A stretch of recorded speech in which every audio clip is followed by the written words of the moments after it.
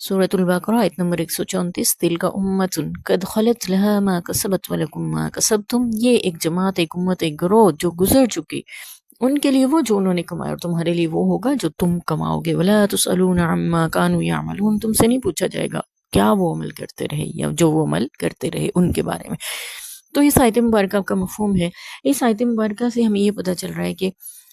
صرف کسی سے رشتہ داری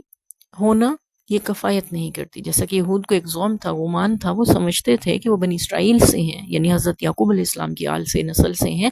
تو ہم تو ظاہر ہے اللہ کے چہیتے لاڈلے ہیں، اور جیسے بنی اسرائیل پہ انعامات ہوتے ہوئے آئے ہیں، سارے جہانوں پہ فضیلت ہمیں حاصل رہی ہے، ہم نعوذ باللہ ابناء اللہ باہو کے بھی دعوے اچھالتے رہے۔ یہود اور یہ نصارہ کا بھی ایسا ہی عقیدہ تھا، اور مشرکین مکہ بھی خود کو دین ابراہیمی پہ سمجھتے ہوئے ایسے ہی دعوے رکھتے تھے۔ اللہ نے فرمایا کہ جتنی بھی نسبتوں پہ تم فخر کر رہے ہو نا، وہ جن لوگوں کی بات تم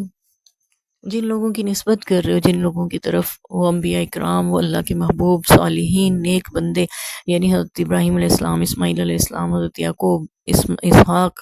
علیہ السلام اور ان کے بیٹوں کا اللہ نے یہاں پہ ذکر کرتے ہوئے فرمایا کہ یہ گزر چکے ہیں، یہ وہ جماعت ہے جو چلی گئی اس دنیا سے اور اپنے عمل ساتھ لے گئی ہے۔ اب جو تم عمل کرو گے اس کا صلہ تمہیں ملے گا، تم سے نہیں پوچھا جائے گا وہ کیا عمل کرتے رہے۔ اس سے ہمیں یہ مفہوم مل رہا ہے کہ صرف نسبتیں کام نہیں آیا کرتی، صرف انسان کی رشتہ دار ہونا کسی نیک شخص کا یا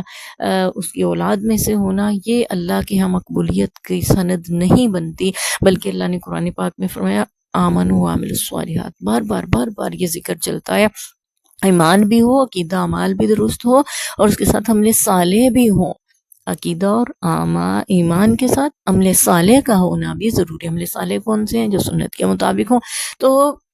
صرف نسبت کا ہونا کفایت نہیں کرتا، جیسا کہ ہمیں بھی فخر ہے نا کہ ہم امت محمدیہ سے ہیں۔ یہ نسبت اگرچہ ساری کائنات کی سب سے بڑی نعمت اور دولت ہے کہ ہم نبی پاک صلی اللہ علیہ وسلم کی امتی ہیں، لیکن صرف اتنا ہونا کافی نہیں ہے، کیونکہ ہم دیکھتے ہیں، سیرت میں بھی پڑھتے ہیں، حدیث میں بھی پڑھتے ہیں کہ عبداللہ بن ابی بن سلول جو منافقوں کا سردار تھا، وہ بھی امت محمدیہ میں شمار تھا۔ اس کے 300 کے قریب ساتھی بھی بظاہر کلمہ گو تھے لیکن دل کفر کی طرف سے۔ تو اللہ نے قرآن پاک کے پہلے پارے کے آغاز میں ہی ہمیں ابتدا میں ہی اس گروہ کا بھی تعارف کروایا جو منافق ہیں، زبان سے صرف دعوی اسلامی ہے اور زبان سے صرف دعویٰ کرتے ہیں امت محمدیہ ہونے کا اور مسلمان ہونے کا، لیکن دل ان کے کفر کی طرف ہے۔ تو ہمیں وہیں پہ خود کو، اپنے ایمان کو جانچنے کی ضرورت تھی، اور یہاں پہ بھی پھر آ کے پارے کے آخر میں اللہ تعالیٰ دوبارہ سے دہرا رہی ہیں بات کہ صرف نسبتیں کام نہیں آیا کرتی، اور منافقوں کے سردار کا انجام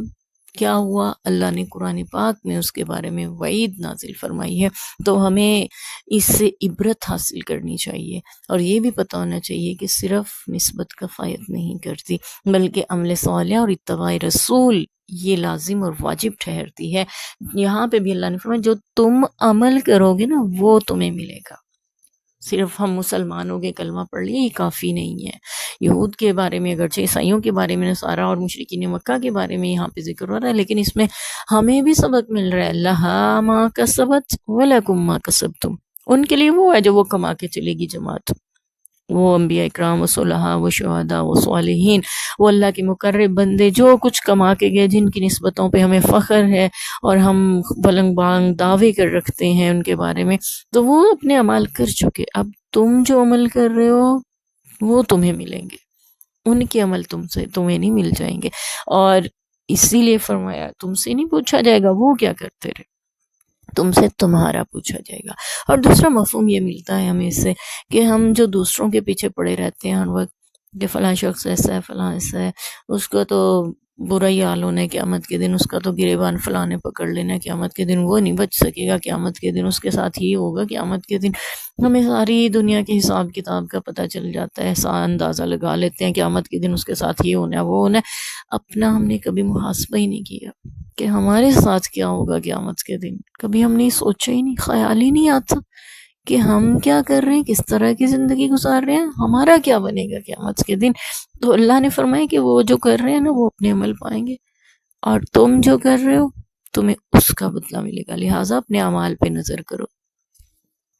خود عمل صالح کا اہتمام کرو، اپنی زندگیاں بہتر بناؤ۔ آیت نمبر ہے 135، وَقَالُوا كُونُوا هُودًا أَوْ نَصَارَىٰ تَهْتَدُوا، اور وہ یہ بھی کہتے تھے کہ یہودی ہو جاؤ یا عیسائی تو ہدایت پا جاؤ گے۔ قل، فرما دیجئے، بل ملت ابراہیم حنیفہ، بلکہ ابراہیم، ملت ابراہیمی تو یکسو تھے، یعنی ابراہیم علیہ السلام کا دین جو تھا وہ تو اکیلے اللہ کی بندگی کرنے کا دین تھا۔ وَمَا كَانَ مِنَ الْمُشْرِكِينَ، مزید اللہ نے وضاحت فرمائی، اور وہ مشرکوں میں سے نہیں تھے۔ ہر قوم کو، ہر ملت کو، ہر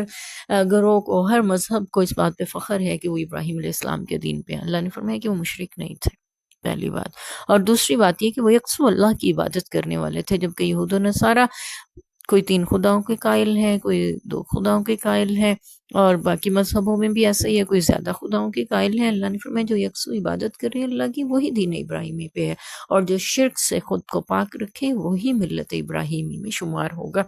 تو یہاں سے اس آیت میں بھی پہلے والی آیت کا ہی مفہوم ہمیں مل رہا ہے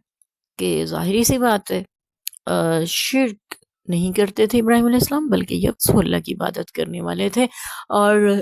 جو کوئی مشرک ان کی طرف نسبت کر رہا ہے تو اس کو اپنے عقیدے کو درست کرنے کی ضرورت ہے، اس کو اپنے اعمال کو بہتر بنانے کی ضرورت ہے، ورنہ خالی نسبت سے کام نہیں بنتا، اور خالی رشتہ داریاں کام نہیں آتی۔ مشرکین مکہ خود کو ابراہیم علیہ السلام کی آل سے سمجھتے تھے،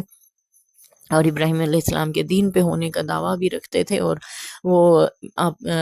سنتیں بھی ابراہیم علیہ السلام کی اپناتے تھے، جیسے قربانی کرنا، حج کرنا، ختنہ کرنا، عقیقہ کرنا، بچے کے بال اتروانا، 7ویں دن نام رکھنا وغیرہ، یہ سارے اعمال وہی بجا لاتے تھے جو حضرت ابراہیم علیہ السلام کی شریعت میں تھے، اور یہی ملت ابراہیمی اللہ نے ہمیں عطا فرمائی ہے۔ ابو لہب بھی نبی پاک صلی اللہ علیہ وسلم کے چچاؤں میں سے تھا، لیکن ایمان نہیں لایا، اعمال درست نہ کیے، شرک سے باز نہ آیا، توحید پہ قائم نہ رہا، تو اللہ نے سورہ لہب وعید میں اس کے نازل کی ہے۔ اللہ تعالیٰ ہمیں ہدایت دیں، توفیق دیں کہ ہم اپنے عقیدوں کے ساتھ اپنے اعمال کو بھی درست کر رکھیں، ہم عقیدہ توحید اپنائیں اور سنت رسول کی اتباع کرتے ہوئے زندگی بسر کریں۔ آمین۔